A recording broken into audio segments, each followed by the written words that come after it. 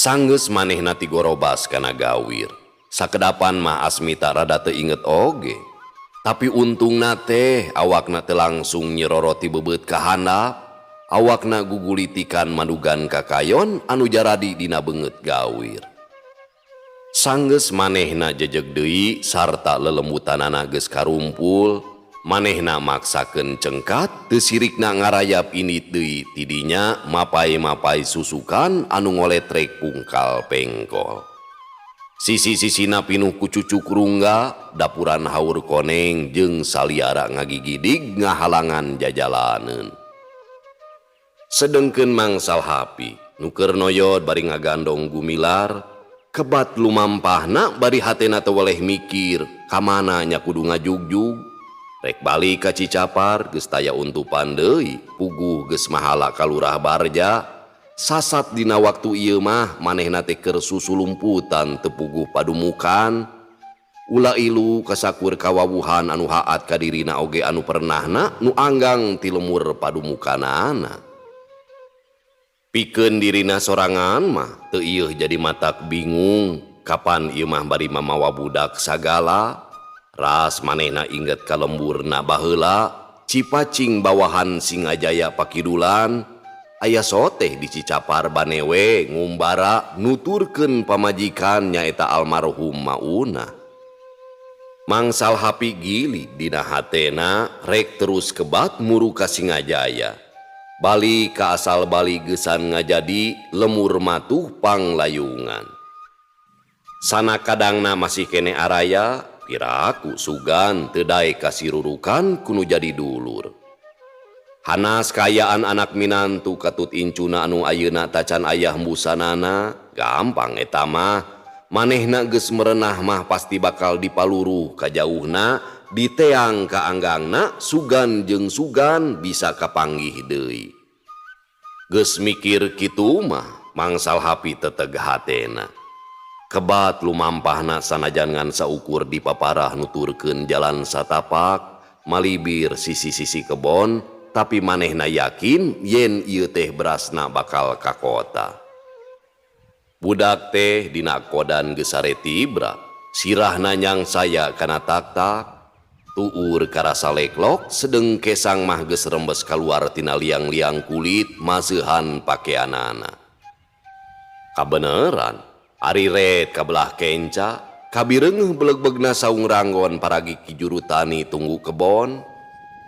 Teu pajang mikir deui manehna mengkol norobos. Terekel naik kana taraje saung, sot budak teh digolerkeun dina palupuh disimutan ku sarungna. Goler mangsal hapi ngedeng di gigireunana, kawasna bawaning ku capek, reup bae manehna sare geus teu mikirkeun naon-naon deui. Teu karasa sababar hajamna manehna ngagoler di dinya, lilir-lilir soteh pedah karasa tiisna angin subuh anu nyelecep nyiwitan kulitna. Korejat mangsal hapi hudang, red ka langit, tembong baranangna bentang-bentang belah wetan sanajan can tetela, geus ebreh sang Baskara Raja, beurang moalila deui bakal tembong. Sinar pajar nu netelakeun waktu geus ngagayuh ka subuh, pihujaneun nu tadi geus meded teh kawasna mah buyar katebak angin taya urut-urutna acan. Alah, wis bae kaberangan. Tibra sare teh bakating ku cape meureunnan ieu teh. Ceuk keurentes hatena, red ka Gumilar masih keneh tibra, sarena morongkol disimut sarung. Geus beurang jalu. Hayo bisi aya nu nangeunnan ieu teh. Kokna lalaunan bari kerewek budak teh dirawu diakeup dibawa turun ti saung ranggon. Gumilar ngan ukur meletet, reup deui dina akeupan tunduheun keneh meureunnan.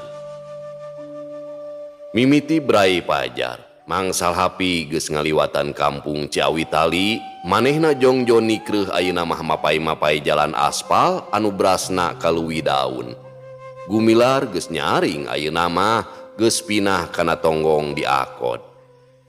Anjog kaluwi daun, hareupeun toko Cina sisieun jalan manggih wahon ngajugrug rek muat kentang, tacan prak lantaran kulina kakara aya saurang. Mangsal hapi nanyakeun ka supirna, pokona mah sugan we reka pakidulan manehna erek milu. Menang jawaban mangsal hapi teh cenah reka tasik, atuh pok bae manehna nyaritakeun maksud teh reka bojong loa. Tidinya manehna bisa badarat nuluikeun lalampahanana ka Singajaya. Ya heug bae asal daek mantuan naikeun kentang. Coba kukuring diburuhan ke, nyamang, jawab ki supir. Teu panjang mikir deui, mangsal hapi nyanggupan, budak ditunda di emper toko, manehna singkil. Deger bae digawe ngagandongan karung kentang duaan jeung saurang kuli anu geus nyampak. Dibantuan ku ki kenek jeung ki supir anu ngunggahkeun kana tonggong. Dina sakoteap oge geus anggeus, mangsal hapi katut gumilar geus anjeun ceuleuh dina wahon merenahkeun maneh dina tumpukan karung hui kumeli. Jaba ongkos teu kudu mayar teh, lumayan deui boga duit keur bekel di jalan. Gerung wahon indi tina mangsa reyem-reyem, jalma-jalma masih corengcang tacan loba nu lumaku. Mangsal hapi jeung gumilar ngahod-hod luhureun wahon ka tebak angin anu ngagelebug nu ditimbulkeun ku ngadiusna wahon anu nyemprung lir jamparing melesat tina gondewa. Memeh meletek panon poe, wahon geus eureun di bojong loa. Jerut mangsal hapi turun, gumilar paneuri di pangku ti handap. Sabada nganuhunkeun kanu mawa, koloyong manehna nyampeurkeun tukang bajigur sisi jalan pikeun ngahaneutan heula beuteung. Beres ngopi, gidig deui mangsal hapi neruskeun deui lalampahanana, mengkol ngatuhu nyorang jalan jajahan nu ka Cihanjawar. Gumilar nikreuh ditungtun ngalenghoy. Ugu jalan teh nanjak, mangih mudun joga kampung Cipari, pasantren gede ngajegir masigitna, pagiling gisik santri-santrina. Tidinya maju deui nanjak ngaliwatan lembur-lembur. Cibulu, Cigombong, Bangblas kana ngewer, minangka tungtung lembur. Terus mudun, gok mangih sampalan Tegal Pangangonan paselang jeung kebon ente, dilebak ngagulidag wahangan Cipasang, cukangna kai gede dijajarkeun. Beak cukang, jalan teh nanjak deui, mangsal hapi nyimpang heula ngareureuhkeun awak. Didinya teh aya saung pangeureunaan mangrupa tajuk, malah sok dipake salat kudu lumaku sakalieun reureuh. Geus pepes kesang mah geudig deui indit, jalan teh netek hese ngalengka. Sapaparat jalan nu disorang kebon teh ngagigidig, tangkal jeng-jenting jelegedeg paselang jeung tangkal kawung. Beak kebon, blus kaleuweung nyorang jalan satapak mutuh mata keung ting puringkak bulu punduk. Mangka-mangka temanggihan pisan nu ngaliwat, ngan manehna we kadua budak ting arungkug nyorang jalan nu harieum ku kakayon gede leutik.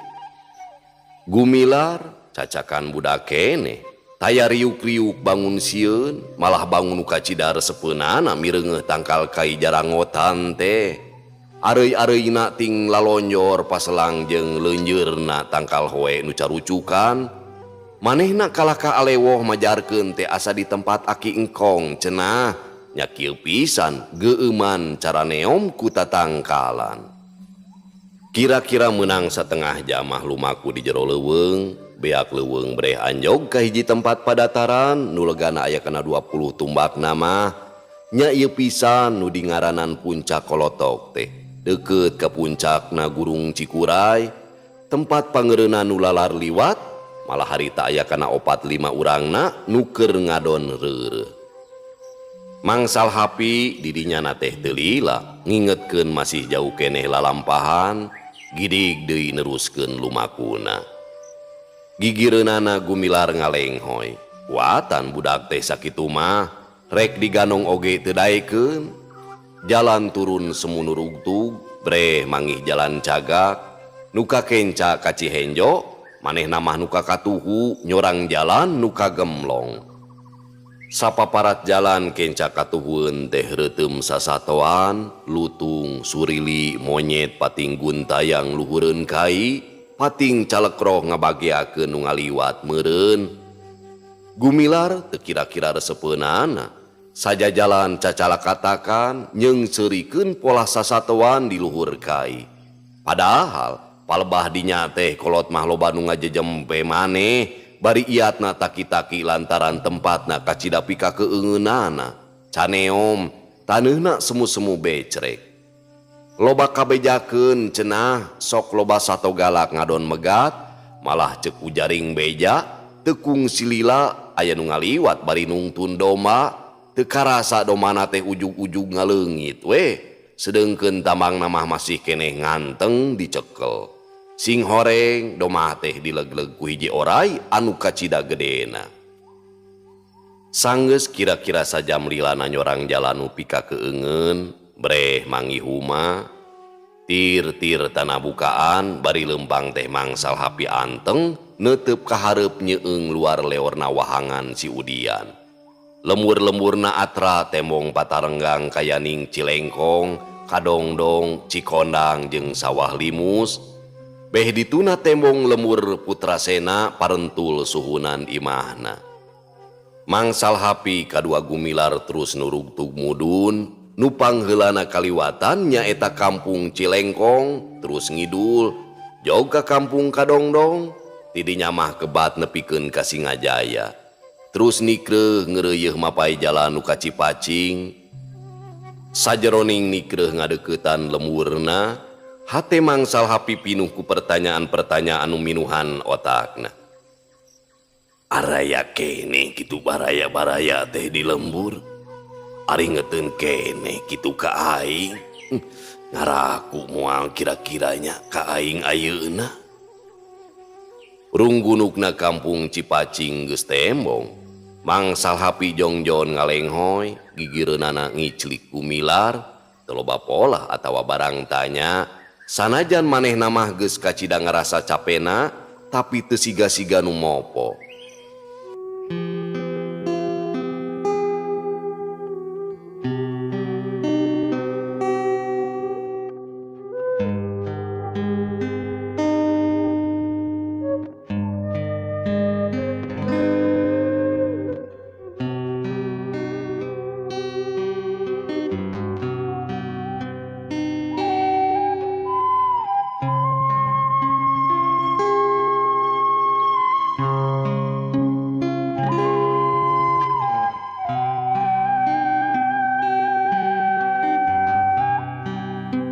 Ayeuna urang caturkeun kayaan imah Kiparta nu ayeuna ngan kari urutna.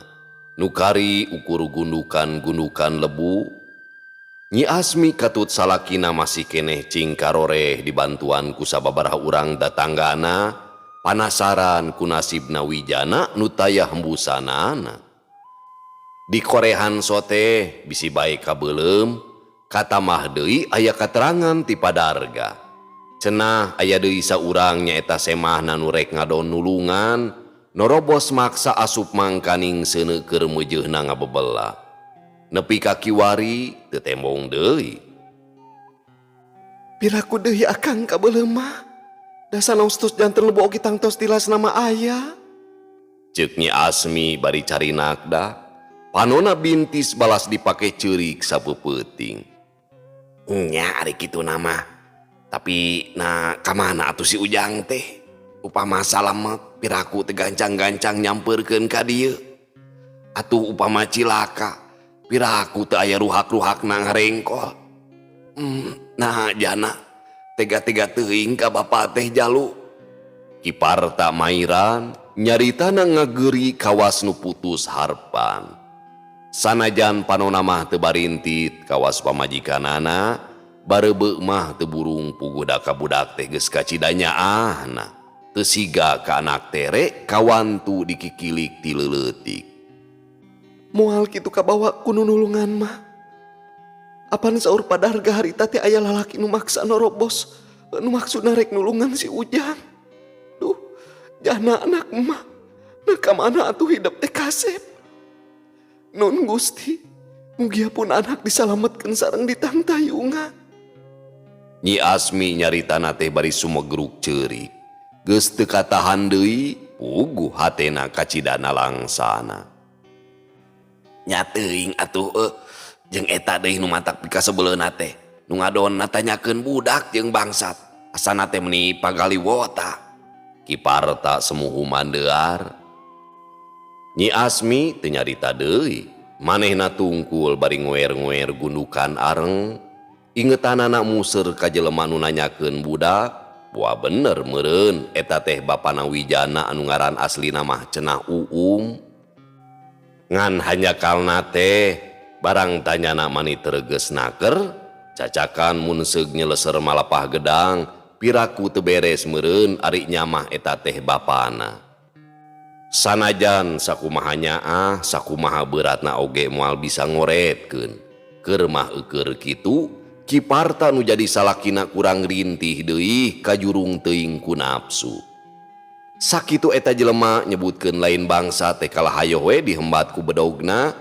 Padahal mun tanya heula we sing bener meureun manehna teh moal cilaka meunang wiwirang eleh jajaten lantaran kurang wiwaha temah wadi. Jeung meureun bangsat nu asuk bakal katewak deui. Imah salamet moal nepikeun ka kaduru. Mitra kaum dangu.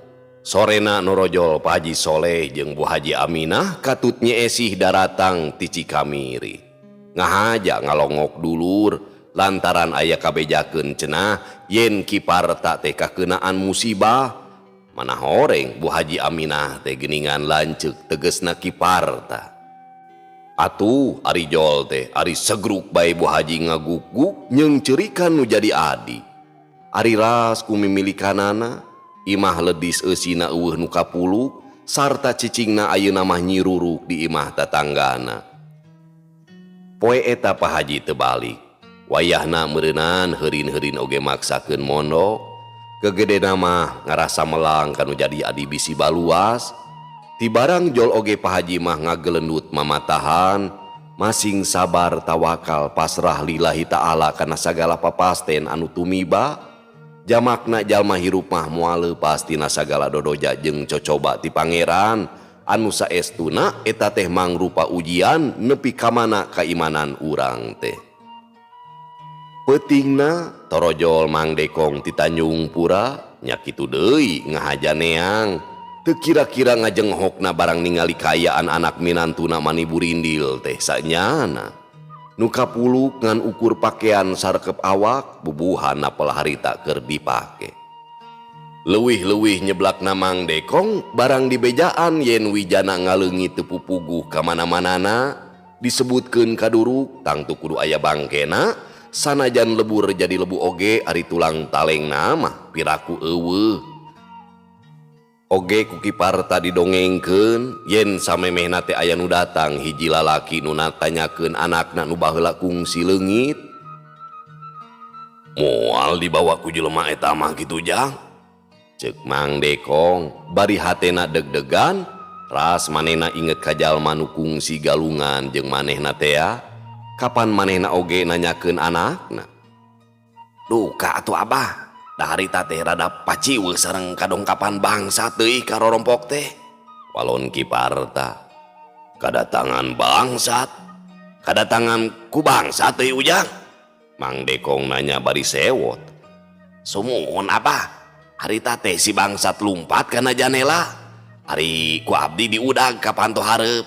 Nyampak jelema nu natanyakeun budak teh Ari sugan manehna teh bangsat keneh. Boro sakitu manehna nyebutkeun yen lain bangsat cenah manehna teh. Ku abdi teh ngadon dihembat we ku bedog. Kiparta nyaritana teu kebat. Ari eta jelema nu nanyakeun budak teh kumaha pandena sugan si ujang apal keneh. Pantaran saha cenah jeung kumaha papakeanana. Mang Dekong nanya tetelepek bisi aya kasaruaanana jeung jelema nu kungsi galungan jeung manehna. Tetapi ti abdi Abah tina pipina belah katuna teh aya tilas cedang ngagudat. Salangkung mah teu kaciri katutupan ku godegna. Walon Kiparta. Aya ceda dina pipi katuhu? Nyeesih gancang nyelananya. Ti barang ngadenge dongeng aya lalaki nu nanyakeun budak oge perhatianna mah geus ngarasa katarik. Ras ka anakna nu leungit, ayeuna ditambah deui ku katerangan Kiparta yen lalaki teh aya ceda dina pipina. Kapan nu boga ceda dina pipi teh salakina urut baheula tatu basa glut jeung maung sancang tea di pangarengan leuweung Talaga Bodas. Sumuhun Nyai, geuning sapertos nu uninga. Kiparta malik nanya bari semu anu heraneun pisan. Nah, kenal kitu Nyai ka jelema nu kitu pandena? Cik, sugan aya raratanana. Nah, kenal kitu. Kiparta dari pisan nyaritana, oge Nyi Asmi jadi ngised diukna. Geus puguh Mang Dekong, manehna neuteub ti kajauhan. Asa wawu kana sora eta awewe ngan duka di mana jeung iraha. Saemut mah pun lanceuk nu ngagaduhan ceda dina pipi teh. Namung tos lami anjeunna teh aya dina hukuman. Mung eta asa ku kaleresan teh nuju milarian budak. Kapanpun anak oge tos lami ngaleungit. Musna teh aya wartos-wartosna acan. Nyi Esih nembalana teh bari ngaharu, rusras kana lalakon anu katukang-tukang. Nya, fungsi kapan baheula oge ku Esih teh didongengkeun. Cek Pak Haji Solih bari unggut-unggutan. Keke, budak teh lalaki Nyai. Mang Dekong nanya ka Nyi Esih, hatena jadi kebeku kapanasaran ras kana caritaan Kiparta. Memang kitu pisan pandena lalaki nu bareto kungsi gelut jeung manehna. Kapan harita oge eta jelema teh nanyakeun budak deui. Ras manehna inget baheula kungsi nulungan awewe peuting-peuting di tengah kebon. Kapan nya kumanehna budak teh dibawa anu saterusna dipasrahkeun ka Nyi Asmi. Sumuhun lalaki. Walon Nyi Esih lalaunan. Waktos leungitna di mana eta teh? Mang Dekong talete. Di saung tengah kebon wengi-wengi aya nu nyandak. Ae, atuh meureun diri Nyai nya nu harita wengi-wengi deuk di rogahala di saung tengah kebon teh, caket lemur Cicapar teh. Mang Dekong nanyana kaget.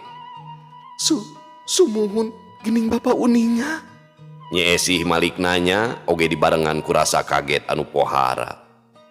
Masya Allah, Gusti nu agung. Teu nyana teuing geuning.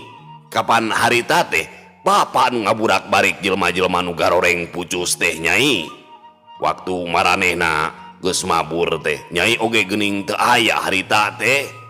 Nu kantun teh murang kali gulang-guling sorangan dina kamalir kebon.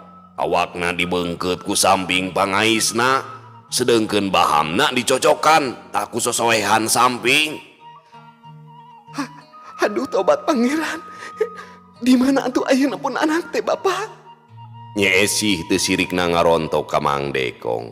Canaon-naon geus rawah riwih teu kuat nahan pangajakna hate nu geus kacida ngarasa atohna bakal papanggih jeung nu jadi anak.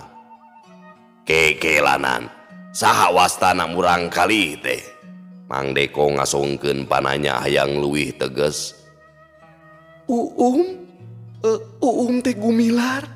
Walon Nyi Esih bari rambai cipanon. Cirina aya tanaan Nyai murang kali teh. Cingirkeun cana buntung samet buku Bapak. Sareng dina wali kata ngajeplak aya tanda hideung. Tetela leres Nyai. Leres eta murang kali ku Bapak teh dipasrahkeun ka pun anak Nyi Asmi. Nya eta ayeuna ieu tapi ayeuna kabuktian teu aya deui budak teh ngaleungit teu puguh losna.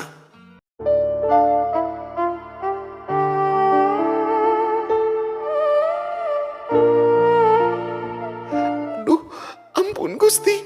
Nah cocobi teh moal aya seepna gitu. Tahun-tahun abdi papisah sareng nu janten salaki ketut anak. Rajin ayeuna kapendak ukur urutna. Gusti, nak kedah kumaha atuh abdi teh. Nyi Esih ngarumpuyuk hareupeun Mang Dekong. hate nu tadi geus beukah bakal nampak ka bunga teh ngadadak ngariwut deui kasilih ku kasedih nu taya babandinganana. Anu antukna Nyi Esih ngelempreh pada ngagugulung ku sararea.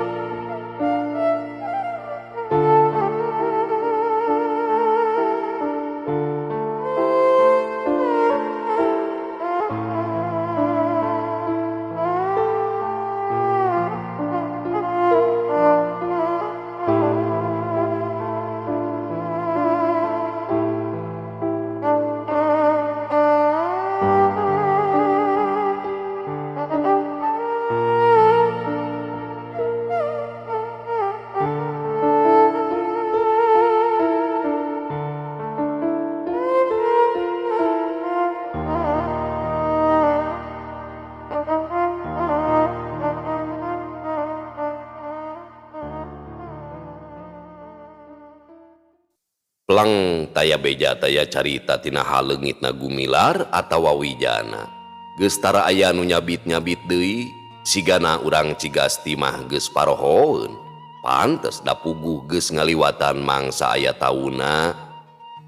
Tapi pikeun Kiparta katut Nyi Asmi nu ayeuna geus ngadegkeun deui imah kalawan pangjeujeuh ti Pak Haji Soleh, hatena teu woleh eling.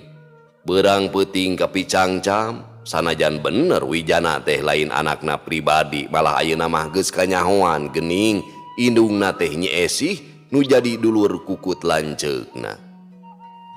Kanyaahna Kiparta atawa Nyi Asmi saeutik oge teu ngurangan. Paribasa teu gugur ku usum terungkad ku mangsa. Awet langgeng terobah-robah, pageuh maneuh lengket masket, bubuhan diurusna ti lelembut di memenan ti bubudak.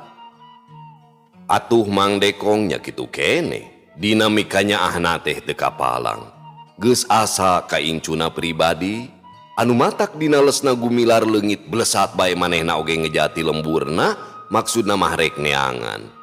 Sarta manehna janji dina atina moal wakamulang ka Tanjung Pura, lamun budak tacan kapanggih, pamikirna leheung-leheung mun eueuh teh dibawa ku bapana. Tapi kumaha mun diiwat ku jalma seje nu maksudna pikeun nandasa nganyenyeri. Atuh Nyi Esih mah leuwih-leuwih, mun nu geuring mah manehna teh karugrag deui. Ti heula kungsi rada lipur, tapi sanggeus kajadian imah Kiparta kaduruk, manehna jadi asa kaseuit deui. Rajeun teh panggih jeung urutna, beja nu haneut keneh pisan malah jeung nyabit-nyabit salakina deui, nu datangna ka Kiparta ngahaja maluruh nu jadi anak. Nyadina balikna deui ka Cikamiri teh teu wudu kayaan Nyi Esih leuleus lungse teu beda we ti macan teunangan, lir kapuk ka banjur cai bari mawa ati anu peurih lir digerihan, jajantung lir didudutan. Kabina-bina kanyenyerianana ari ras mikiran kayaan dirina. Awakna naas, diri tiis taya bagja, goreng milik hirup ngan dipupuru ku kabingung. Ari peta eukeur mah Nyi Esih teh ngora keneh boga rupa sarta wanda hade, katurug-turug ayeuna kaurus bener-bener, atuh lila-lila mah teu burung moronyoy lir emas anyar sinangling. Gurat-gurat mamanis nu keur waktu hirup di kampung mah nyumputnya muni kalimpudan ku kasusah, salilana heureutpakeun pungsat bahan. Ayeuna mah atranya cas, keuretan beungeutna aya sari-sari matak giung nu keur lanjung. Pamirsa sadayana nya, pami Nyi Esih digambarkeun mah sapertos kieu meureunnan. Rambut hideung meles galing muntang ombak banyu, taar tega menterangan, halis ngajeler pae, soca cureleuk, pangambung kubung-kubungan, lambei ngajeruk sapasi, gado nog sapotong. Damisna ngadaun seureu, tak-tak wayangan panangan ngagondewa, ramona pucuk euriheun, pakulitan lemes matak ti soledat kutu, matak ti jali keuh tuma, imbi tempat biola, cangkeng lenggik nanding papanting, pingping lir pingping simet, ditilik ti gigir lenggik diteuteup ti hareup sieup, disawang ti tukang lenjak. Siga nanti kitu we nya gambarannya Esih teh sakitu. Oh saking gulisna palawargi. Coba ibu-ibu nunggupingkeun dongengnya. Salaki jol ka imah ningali pamajikan buuk rawun bari dibeungkeut ku kabel. Mata beureum bari uratan, biwir nyohcor, susu rayun ngeplek ka handap. Dibawa nangkarak kalakah malulu we ceplok nog, dibawa nyangigir kalakah nyelap dina kelek, dibetot ka tukang nu katuhu jeung nu kenca tepung dina tonggong, sing kayo ngagarempeng siga orai kadut, samping nyingsa bari nangtung teh panon bolotot ningali ka salaki. Ampunnya urang teraskeun pamiarsa sadayananya.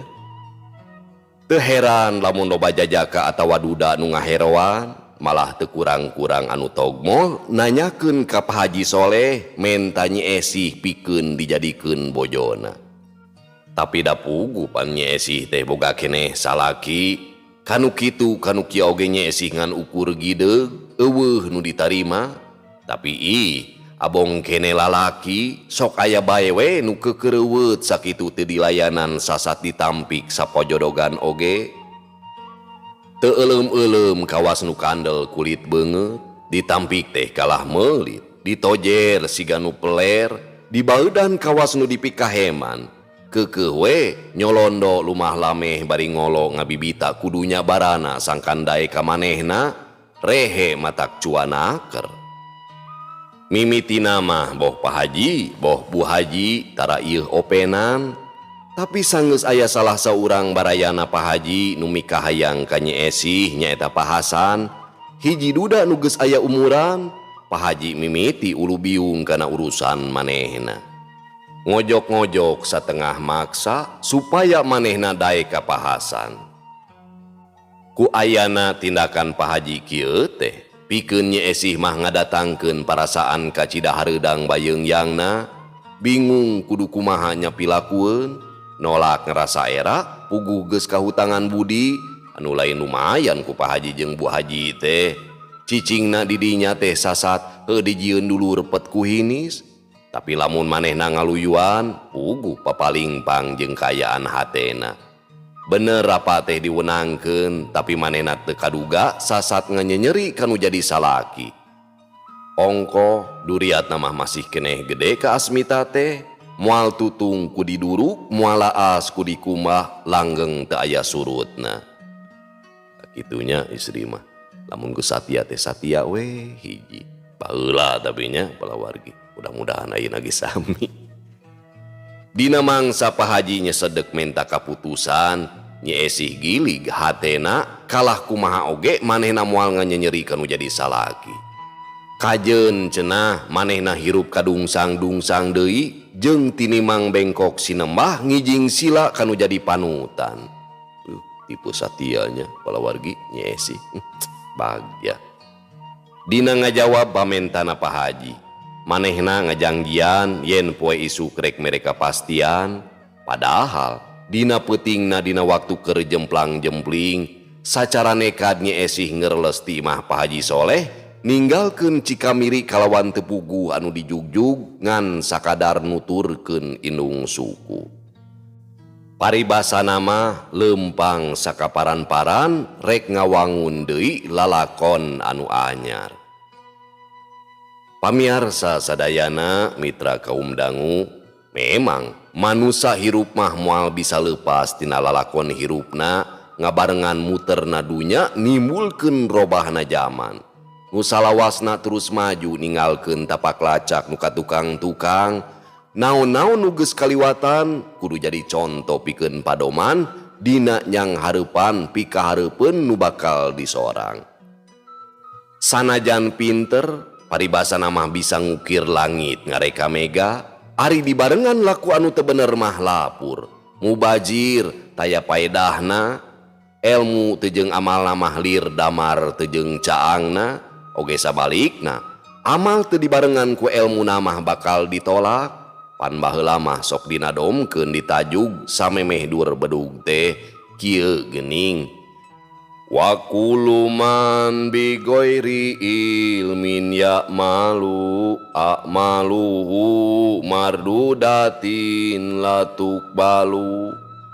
Artina teh saha jalma sing saha jalma ngamalkeun hiji perkara teu jeung elmuna mangka amalna eta teh jalma teh ditolak teu ditarima.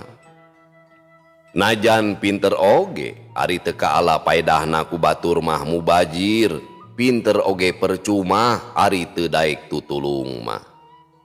Kumuterna dunya nu ngajadikeun ayana beurang jeung peuting eta teh silib siloka yen nu ngaranna makhluk mah tara aya nu langgeng kabeh kakeunaan ku owah gingsir. Sok robah pamadegannya owah gingsir teh.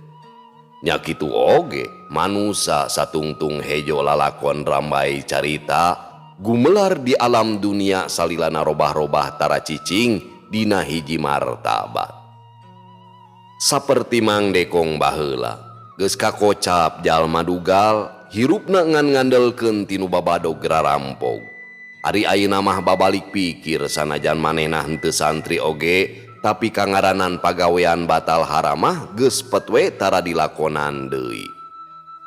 Tapi ari juragan barjamah sabalikna nu tadina hirupna diagung-agung didama-dama ku rahayatna bubuhan jadi papayung desa sok sanajan kituna teh ngan awahing ku kapaksa lantaran sieun di rogahala maklum geus kakocap juragan lurah teh jalma nu kacidagangasna.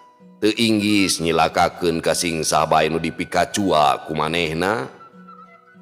Ayeuna mah manehna teh sok katembong ku kulunuan ti peuting biasa babarengan jeung si Usin jeung si Warma nu ayeuna geus jadi sobat dalitna. Ngadatangan jalma-jalma nu kaitung jegud oge nu rada ileg talingeuh kurang pageuh tulak pantona.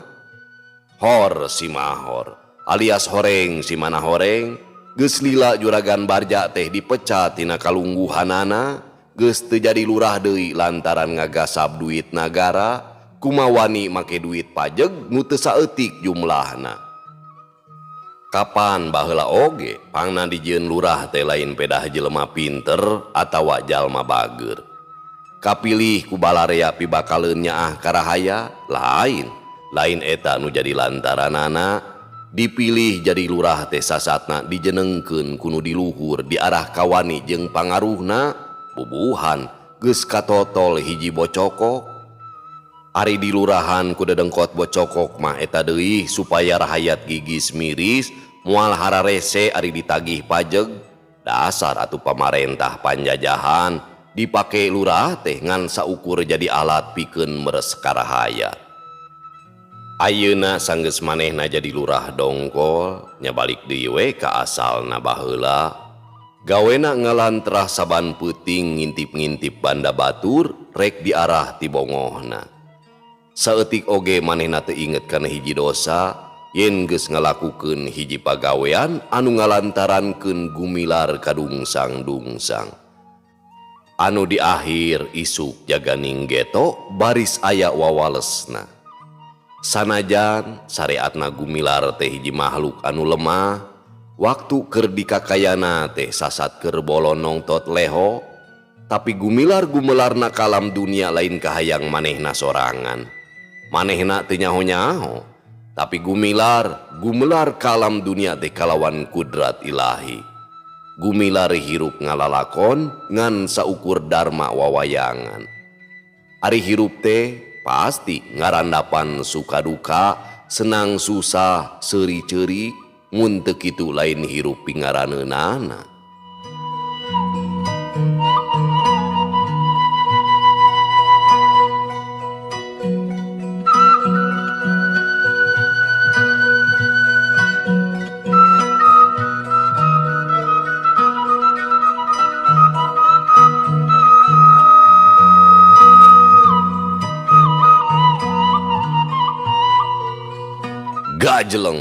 Gajeleng hiji jajaka nu keur meujeuhna buta tulang buta daging luluncatan dina luhur pasir luak liuk ngincang atuhu kawas aya nu ditempoan.